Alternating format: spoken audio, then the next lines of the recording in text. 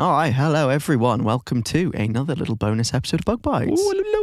This week's a little bit different. We're just gonna have a nice little chat about things. Nice little rant. Because something is bugging me, and I want to talk about it. So, Justin, are you familiar with Quentin Tarantino? I am familiar. Do you like him as a filmmaker, director? Are you Googling Quentin Tarantino? 'Cause I feel like I get him mixed up when it comes to body of work with other filmmakers. And I feel like I've probably not seen enough Quentin Tarantino actually to have a fully fledged creative opinion on Pulp him. Fiction, Kill Bill, Inglourious Pulp Bastards. Fiction might be the only film of his I've ever watched. Really? That's surprising. I mean, I'm not too familiar with his body of works, but I've seen Pulp Fiction, Inglourious Bastards, both Kill Bills. Yeah. I think that's it, actually, on his... he's a director I've always had mixed feelings about. Yeah. And recently he came out with his kind of top 10 favourite films list, and he's caused a bit of controversy. Mm-hmm. He slandered a couple of actors. Yes. So he talked about Owen Wilson and Matthew Lillard.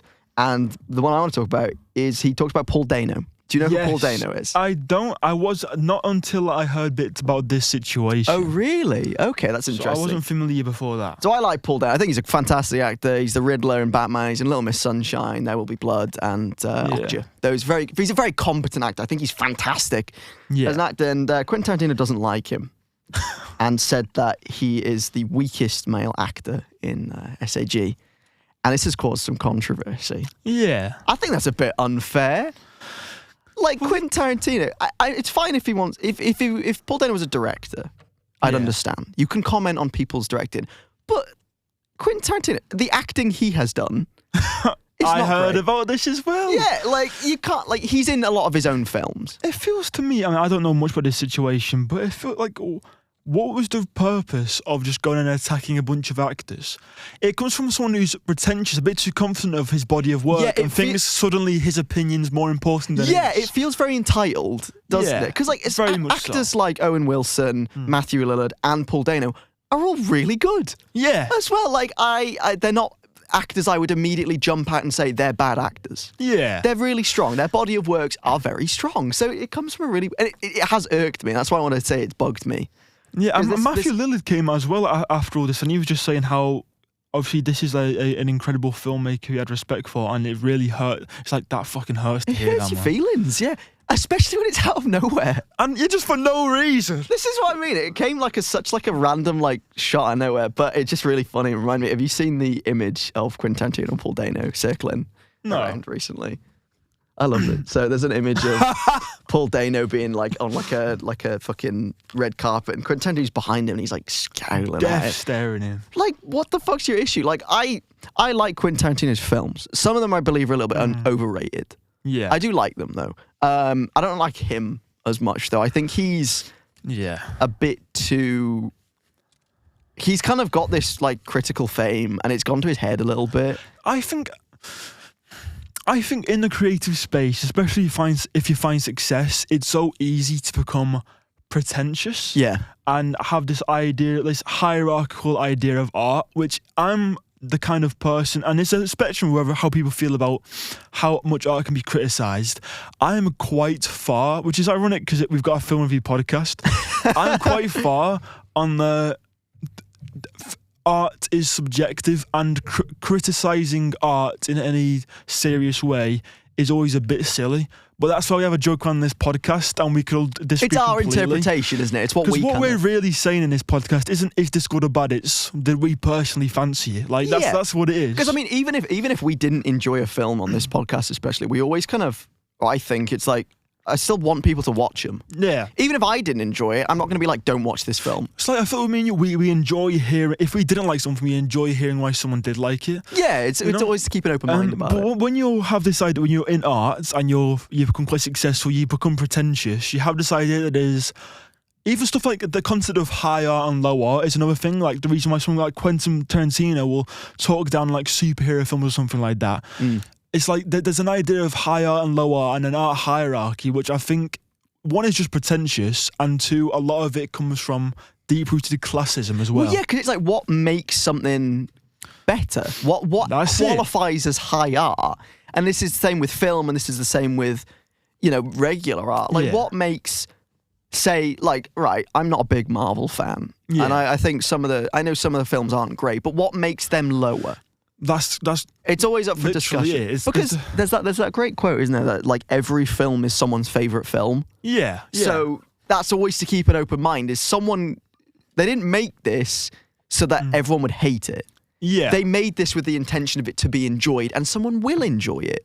It's like something that really irks me is like when like the Spotify Wraps come out and people get like embarrassed, like, oh, I've got such a bad Spotify Wraps. No, it's just showing you the music you enjoy. Oh no, I was really unhappy with my Spotify Wrapped because my most listened song was a song I put on repeat so I could sleep better.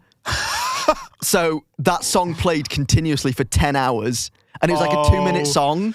So my top song was like, I played it like over 200 times because I just left it on while I slept. Well, did you see there's a YouTube rap this year? And I had a look at that, and all of my top channels is just rain sounds. Oh, God. No, my Spotify Wrapped was, because like with music, I listen to music, but I often background music a lot. Yeah. So all my top songs were like soundtracks of like ambience. So like I had stuff like the Good, the Bad and the Ugly soundtrack because it's just instrumental, or like the Minecraft soundtrack is instrumental, or Stardew Valley because it's instrumental. Most of my Wrapped was artists I used to listen to, like it was Kendrick Lamar, it was Kevin Abstract Quadeca. But my top artist, and it's only the top artist, is my friend Joel, who's just a piano player. Yeah. Because sometimes when I'm writing or relaxing, I like putting on his piano on Spotify. You plugging him right now? I'm plugging him. It's cool. We're allowed. What's his Spotify now? We're allowed to. I feel like we can. It's like my top of my rap. But this is a bonus episode. We can plug whoever we want. He's Zectro. He's a music composer, and he just has little albums of like just piano pieces and stuff. And he was my top artist. Hang on, are you reading a script, Justin? Is he paying you for this? Like, fuck. We caught you dead in the lie. He gave me 50 quid and a kiss on the forehead. It's just weird. This high art, low art stuff is It's crazy. the one thing that just infuriates me. Like, we're media students. Does it bug you, Justin? It bugs me! What bugs me? Critics, art critics, including us. Really? Were you not? No, I like Screenbugs because it's sillier.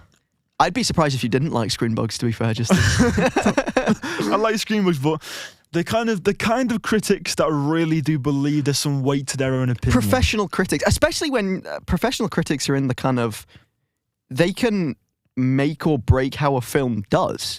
Yeah. That can influence, like, someone's a bit like for instance, like my dad, hi Al, you'll listen to this, does a lot of like, you look at the reviews before watching it. Yeah. You shouldn't do that, Dad.